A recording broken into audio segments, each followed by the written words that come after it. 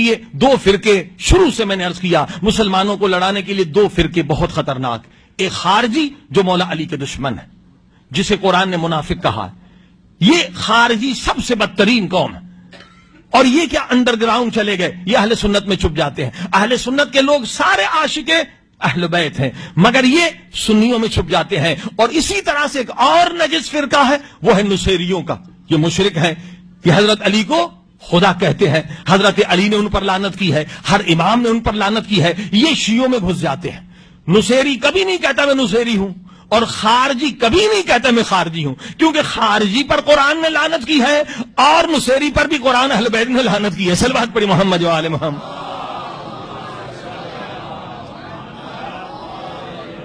اور یہ کیا کراتے ہیں؟ ان کا کام ہے فتنہ کرانا، ان کا کام ہے مسلمانوں کو لڑانا. اور یہ کئی ایسی حرام چیزیں لے آتے ہیں. ہوشیار رہیے، خصوصاً عزاداری میں. یہ ہمارے دھوکہ نہ کھائے کوئی نوجوان. دیکھیے عزاداری ہم جو کرتے ہیں وہ عین قرآن کے مطابق ہے. عزاداری وہی ہے جو قرآن کے مطابق ہو. اگر قرآن کے خلاف ہے تو وہ عزاداری امام حسین کے لیے نہیں، وہ عبادت نہیں، وہ اللہ کی عبادت نہیں، وہ شیطان کی عبادت. اب یہ بہت سارے نصیریوں نے ہمارے نوجوان کو گمراہ کرنا شروع کیا. یہ کیا کرتے ہیں؟ آ کے علم کو سجدہ کرتے، سجدہ صرف خدا کے لیے. یہ کبھی تابوت کو سجدہ کرتے ہیں. یہ نصیری ہے، یہ شیعہ نہیں. دھوکہ نہ کھائیں، یہ مذہب اہل بیت میں حرام ہے. سجدہ صرف اور صرف خدا کے لیے.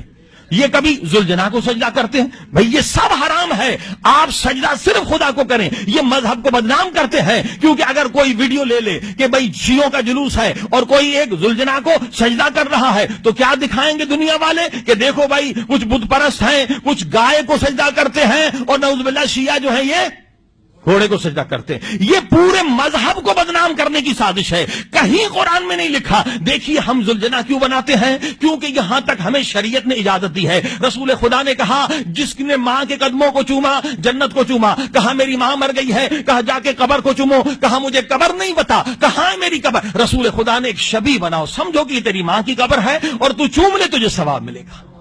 تو علماء نے، کیونکہ پہلے زمانے میں ہندوستان میں کہیں لوگوں کے پاس پیسہ نہیں ہوتا تھا کربلا جائیں، نجف جائیں، زیارت کرنے جائیں، تو اجازت دی کہ آپ شبیہ بنا سکتے ہیں تاکہ آپ کو وہ منظر بھی یاد آئے، آپ گریہ بھی کریں اور آپ کو وہ غم بھی ہو اور آپ کو وہ ثواب بھی ملے، کیونکہ غریب آدمی وہاں جا نہیں سکتا. اور یہ شبیہ جو ہے شریعت سے جائز ہے. شبیہ بنانا بدعت نہیں ہے، رسول خدا کی سنت ہے. عزیزان گرامی، لیکن شبیہ کو سجدہ کرنا یہ شرک ہے، یہ حرام ہے، یہ گناہ کبیرہ ہے، اسلام سے انسان کو خارج کرنے والی چیز ہے. لہذا خبردار رہیے، یہ نصیری عزاداری کے بہانے سے ہم میں داخل ہو جاتے ہیں.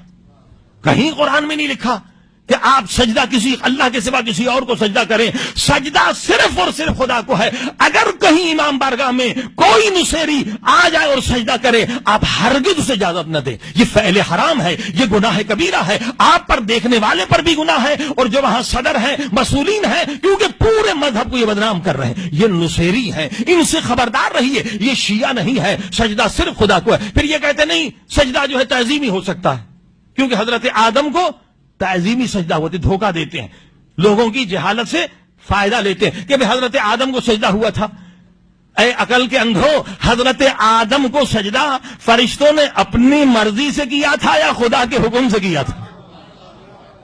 سجدہ خدا کے حکم سے کیا تھا، نہ کہ اپنے مرضی سے کیا تھا کہ تم ہر ایک کو سجدہ کرتے رہے. کیونکہ اصل کیا ہے، یہ نصیری جو ہیں اپنے پیر کو بھی سجدہ کرتے ہیں، اپنے پیر کو، ان کے جو پیر زندہ ہیں ان کو بھی سجدہ کرتے ہیں. لہذا انہوں نے انہیں گمراہ کیا ہے. ورنہ لوگ کہیں گے دیکھو یہ خود کو سجدہ کرواتا ہے. تو اس نے کہا جی تعظیمی سجدہ ہو، گھوڑے کو بھی کر سکتے ہو اور علم کو بھی کر سکتے ہو، تابوت کو بھی کر سکتے ہو، تاکہ وہ جواز پیدا کرے جو مجھے سجدہ کیا جا رہا ہے وہ صحیح ہے، حالانکہ وہ بھی حرام ہے، وہ بھی کفر ہے، وہ بھی شرک ہے. صلوات پڑھی محمد و آل محمد.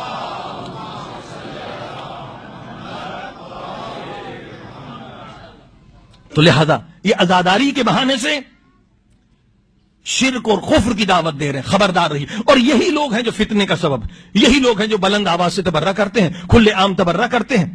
یہ قرآن کے خلاف ہے.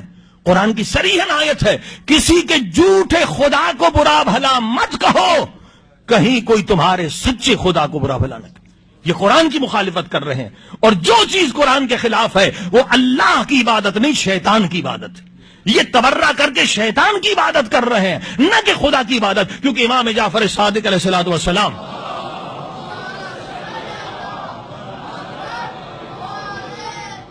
کو بتایا گیا کہ ایک شخص نے کسی فرقے کے امام کو برا بھلا کہا، اس کے نتیجے میں ضد میں آ کر ان لوگوں نے حضرت علی علیہ السلام کو برا بھلا کہا. امام سخت ان سے بیدار ہوئے، کہا یہ مجرم ہے جس نے کسی فرقے کے امام کو برا بھلا کہا، یہ مجرم ہے. جواب میں حضرت علی علیہ السلام کو برا بھلا کہا.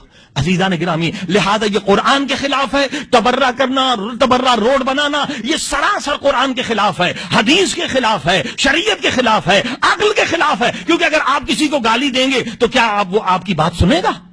یہ تو تبلیغ سے بھگانے والی بات ہے، یہ تو ڈس یونٹی پیدا کرنے کی بات ہے. میں نے کہا شیعہ حضرات ان نصیریوں سے خبردار رہے اور سنی حضرات خارجیوں سے خبردار رہے. کیونکہ خارجی حضرت علی کو تو برا بھلا نہیں کہہ سکتے، وہ حضرت علی علیہ السلام کے والد حضرت ابو طالب کو برا بھلا کہتے. صلوات پڑھی محمد و آل محمد.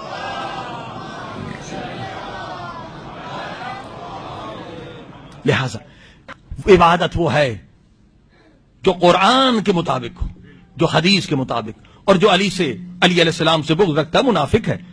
کئی حدیثیں ہیں اہل سنت کی کتابوں میں کہ سب سے بدترین درجہ جہنم میں منافق کا ہے. اور رسول خدا وہ حدیثیں ساری انشاءاللہ ٹی وی پر حوالے آتے چلے جائیں گے. سارے اہل سنت کے علماء نے لکھا کہ وہ منافق ہے جو حضرت علی سے بغض رکھے. یہ رسول خدا نے فرمایا. اور اسی طرح سے جس نے علی علیہ السلام کو برا بھلا کہا، رسول خدا نے کہا اس نے مجھے برا بھلا کہا. اور جس نے رسول خدا کو برا بھلا کہا اس نے خدا کو برا بھلا کہا. وہ دین سے خارج ہو جاتا ہے. تو نصیری بھی نجس ہے، یہ بھی دین سے خارج ہیں، اور اسی طرح سے یہ خارجی بھی دین سے نجس ہیں. اور یہ دونوں چھپے ہوئے ہوتے ہیں، یہ دوسروں کو استعمال کرتے ہیں. یہ نصیری کبھی سادہ یا بے وقوف شاعروں کو یا دنیا پرست شاعروں کو استعمال کرتے ہیں کہ ایسے اشعار کہیں جو نصیریوں کی تعریف ہو. نصیریوں کی مذمت کی، ہر امام نے ان پر لعنت کی ہے. جو علی علیہ السلام کو خدا کہے وہ مشرک ہے، وہ نجس ہے، اس کے ہاتھ کا کھانا پینا جائز نہیں ہے. صلوات پڑھی محمد و آل محمد. لہذا شاعر حضرات سے بھی اپیل ہے کہ وہ یہ غلطی نہ کریں، وہ بھی ان گناہ میں شریک ہو جائیں گے کہ نصیری قابل تعریف نہیں بلکہ قابل لعنت ہے. صلوات پڑھی محمد و آل محمد.